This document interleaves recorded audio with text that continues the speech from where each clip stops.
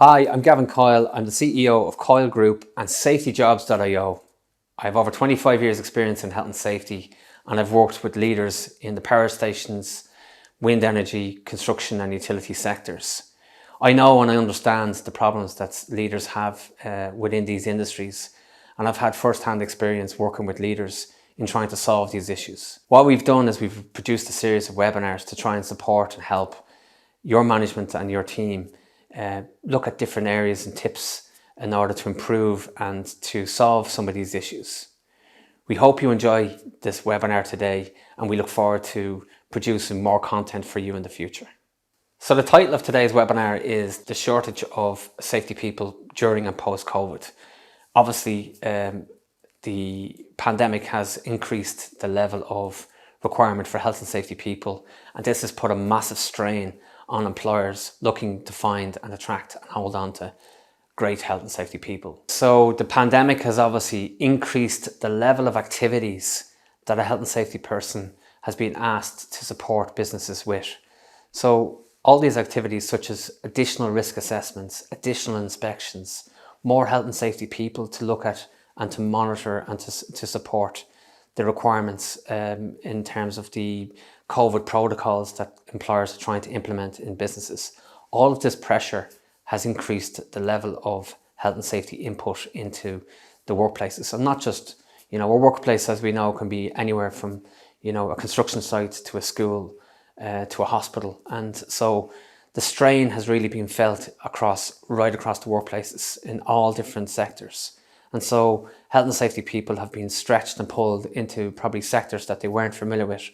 But because of the shortage of health and safety people, there's been a massive requirement to pull this talent into these areas. So let's look at some common areas of activities that a health and safety professional might have to do at the moment, which is during the pandemic, but also after the pandemic. These same activities will still occur. Activities such as checking a person's identification so that they have the required authorization because they've had their vaccines, inducting this person to ensure that they have a protocol to remain 2 meters in distance apart, that they have not come from an area that or a country that has a high risk of COVID, that they have come out of isolation or not being in isolation. So there's a litany of protocols that needs to be taken into consideration. And how does one safety person or an employer put, all these measures in place and be able to control these? Well, it's all under the risk assessment, as we know, and each company has now pretty much got on top of having an adequate risk assessment for their workplace to deal with these areas. However, the measures are going to stay with us for the future. And so, we look at stuff like, providing adequate ventilation if it's a classroom, for example, or if it's in an enclosed environment like a hospital or a hotel. So who's going to monitor the ventilation? Who's going to ensure that the ventilation is the required ventilation? Who's going to make sure that the maintenance of the ventilation is up to the required standard? These would have been done normally under maintenance, but now there's a higher focus on who is managing these areas and how are they being managed, and are they forming part of the risk assessment for COVID. So, I'm only talking about small areas here within measures that needs to take place for COVID. There's multiple different areas. So again, this is going to stretch the focus and the time and the effort that a safety person would normally have within the workplace. So these are all added additional extras that a safety person might have to do. And so what we found in our business is that because of this, there's been a need for a second safety person for, maybe just even to focus on COVID, depending on the size of the protocol that needs to be implemented. The demand for safety service within the UK is on the rise. So let's look at a few statistics. The Bank of England predicts that by 2021, the economy is set to rise at a faster pace since the Second World War. The banks forecast a 7.25% growth this year. We're expected to get back to pre-COVID levels by the end of 2021, and I'm sure a lot of people can resonate with that already. And in some cases, obviously, it's exceeded in terms of employment rates, and we'll discuss that later. So trends between 2016 and 2021 within the UK for safety services. Brexit continues to be a challenge. So regulation within the area, deregulation in the area, what the regulators are going to do in terms of Brexit, how people are moving to and from the UK, and how that is monitored and how that is managed. A massive issue for the UK, but also a massive issue for Europe in terms of, having to deliver services within the UK. So Brexit continues to be an additional added extra over and above the pandemic in terms of the movement of people and the management of people. Small to medium enterprises are also struggling with regards to requirement for health and safety. Obviously, with the lack of health and safety people within the markets, small to medium enterprises are struggling to meet the pay demands and the salary scales that health and safety people are now obtaining within the workplace. This is having a serious impact in terms of being able to deliver projects for small to medium enterprises. The key sectors, as always, the construction sector, the oil and gas sector, the power generation and energy sectors are all pulling resources, health and safety resources into their sectors. And we've seen a massive growth, particularly in the wind energy sector, where the governments and planning have released a lot of planning in terms of offshore and onshore projects. And this obviously is having a serious impact in terms of finding, attracting and bringing good talent into these projects. The Construction Skills Network Agency provide very good data on labour intelligence and market trends within the construction sector. CSN have reported that they expected to see average annual growth of 4.4% within the construction sector. The fastest growth within these areas is set to be within house building, maintenance and general services within the construction sector. These areas are seeing a massive growth in terms of trying to catch up on projects that were delayed or put on hold during the pandemic. And obviously because of social housing and the lack of housing in general within the markets has put a massive pressure on house building to come back up to levels that were pre-COVID. It is anticipated in the UK, according to CSN, that there will be a need for an additional 43,000 construction workers within the construction sector just to bring it back up to the levels required in order to meet the demand.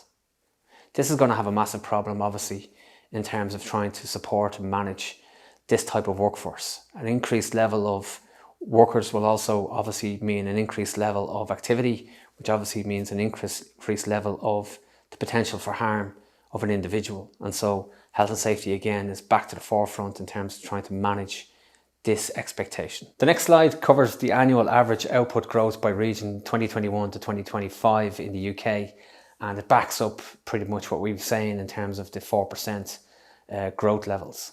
Obviously growth levels will vary by different regions, so you'll see from the chart the different regions by output, and obviously there will be other factors that we'll take into account, such as planning, legal planning and plan permissions.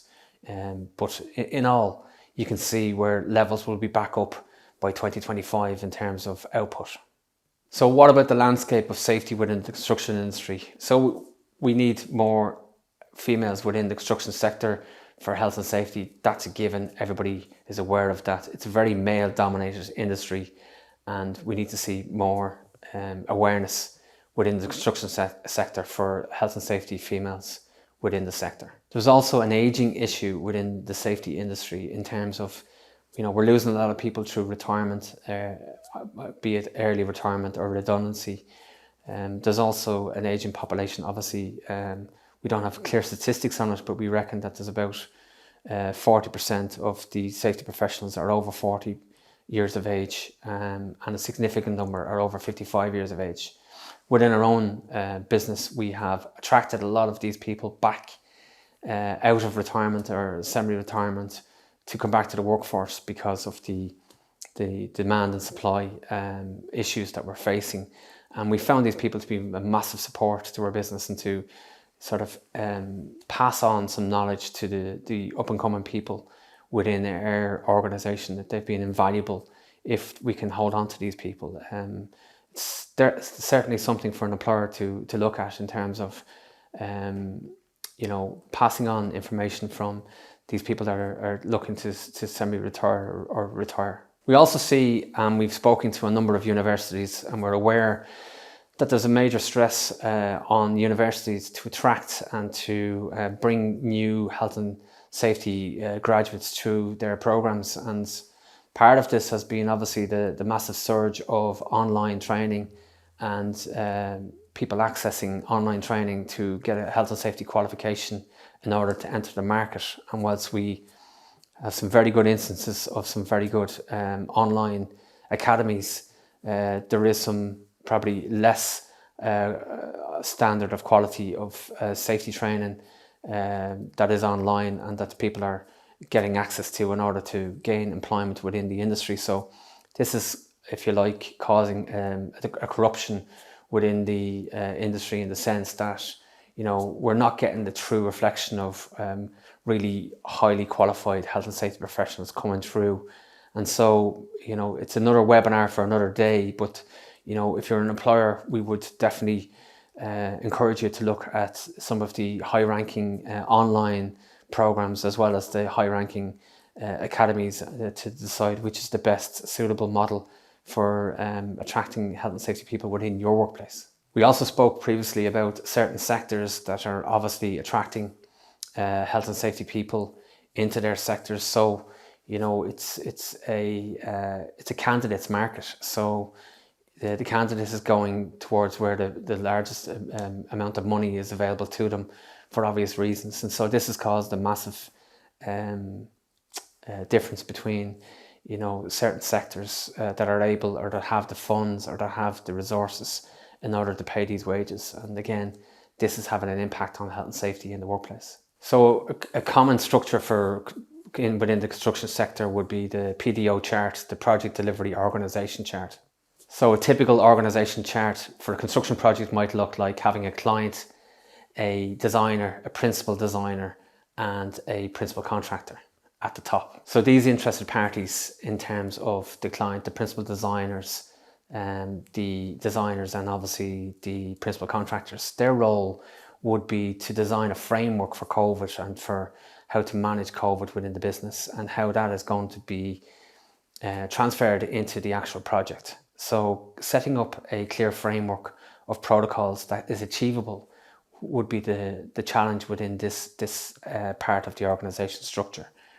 So establishing clear roles and responsibilities, having a framework for ensuring that these roles and responsibilities have an accountability function that allows them to achieve success in delivering the COVID programs for the project, and how are these monitored, and what avenues or what structures are in place in order to monitor these areas to ensure that there's compliance, and how is that communicated back to all the interested parties.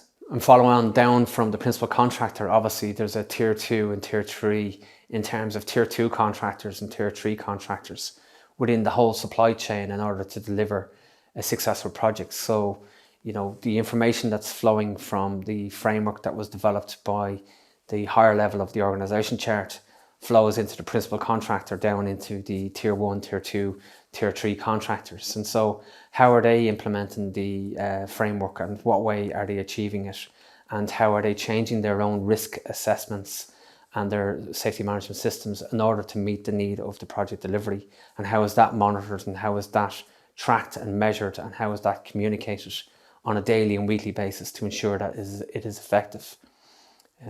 These are obviously a typical challenge within a typical construction project. So within the recommendations, obviously, everybody will have their own protocols and their own risk assessments for dealing with COVID, but within a construction environment, how are these harmonized so that everybody's on the same picture in terms of managing and dealing with the COVID protocols?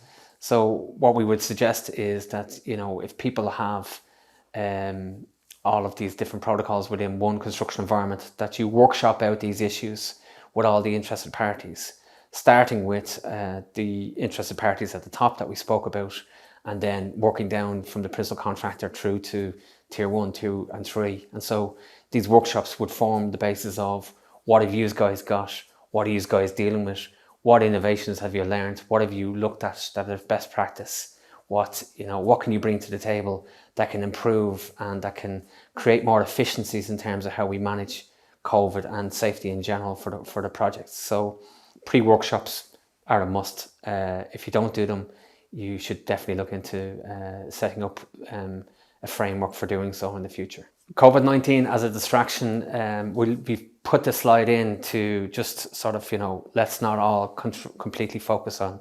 COVID-19. We don't want to lose focus on some of the other major hazards that are within the workplace, such as manual handling, such as slips, trips and falls, work at height issues, and plant and equipment and machinery, electricity. So, we understand that we are in a pandemic, and we understand that we have to live after the pandemic as well, and they're important issues, but we cannot take our eye off the ball in terms of some of the bigger hazards within the workplace. And so we would encourage that it's proportionate in terms of the focus that's spent on COVID-19 in regards to the hierarchy of risks within the project. So well-being obviously is again top of the agenda in a lot of areas within the construction sectors, in particular, in terms of how COVID-19 and this whole pandemic has had a negative impact on individuals' health in terms of stress and in terms of trying to manage their home place distractions as well as their workplace distractions. And so, health and safety seems to be sort of pulled in as a occupational health issue within the area of trying to manage this area. Our own view on it is occupational health is a separate subject completely to construction safety, and so the two must be connected, but also be kept apart in terms of when you're dealing with individuals' stress and well-being. And so, for example, are you looking at medicals within your workplace?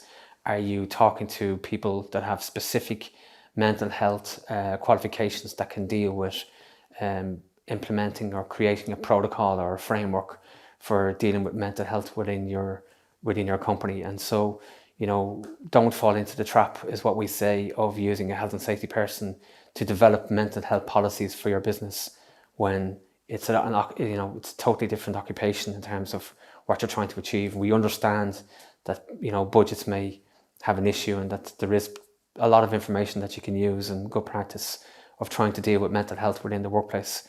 However, there needs to be a clear distinction between what a health and safety person who has construction experience does and what a occupational health person or a professional in the area of mental health can do for your business. And so they're two separate areas, and as an employer, you should not put people into a situation that they are providing advice on issues such as mental health and they don't have the qualification or the insurance or the competency to back up something that might go very wrong for an individual at a later stage.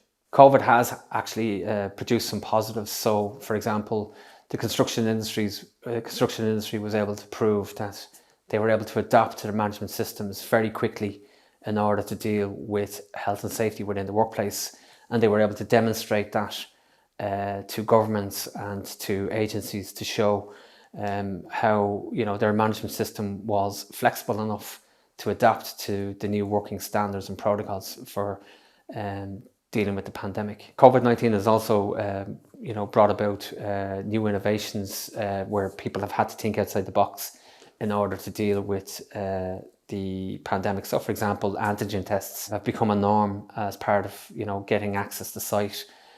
People have obviously increased the level of protocols in terms of how people access or enter onto a site, so that becomes more visibility as regards who you're actually letting into your project and who they are and where they've come from. So there's a lot more security measures have been put in place in terms of controlling people and the access of people to and from a building site, and that can only be a good thing for safety. Finally, an increased level of hygiene within the workplace can only be a good thing as well, in terms of how we sit together in canteens, how we communicate together, and general preservation of hygiene can only be a good thing. The message of health and safety has increased massively during the pandemic. So this can only be a good thing for health and safety people and for the health and safety agenda within the workplace. Also, there's been a readiness to change. So people have been more open to trying to solve problems with regards to health and safety, as opposed to be seen as, you're in the way or health and safety is in the way.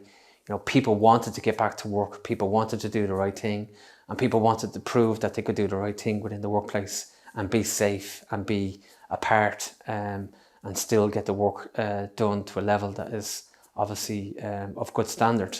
And so these are all positives that we've seen and that the industry has seen globally in order to support the challenges that the pandemic had produced. So health and safety behaviours, both at a managerial level and at a workforce level for people that are actually delivering the projects, has been very positive in terms of a collaboration and a want and a will to work together as a team. And so, people as contractors or independent contractors and people at management level who manage these contracts in the norm have generally been seen as a very good one team approach, as a one fix approach to trying to deal with health and safety. And this is a lesson learned that we'd love to see health and safety being brought into the future, that this type of an attitude and collaboration can work for not just dealing with the pandemic, but can work across all of the different areas of hazards a project might challenge. And so we would encourage that lessons learned are discussed at the end of each project, so that management systems can improve and that education can improve for the future of how to deal with health and safety within the workplace. So big shout out to our researchers who found a really good case study of a mid-level size construction company in San Francisco in the States, and how the pandemic affected them and how they identified the challenges that they needed to solve and how they overcame those challenges. So we provided a free link to this download. We hope you enjoy the case study. Thanks very much for attending today's webinar. We hope you enjoyed it. We look forward to seeing you in the future. Please get in touch with us if you have any ideas for future content, or if you want us to help a challenge within your business. Take care, and we look forward to hearing from you very soon.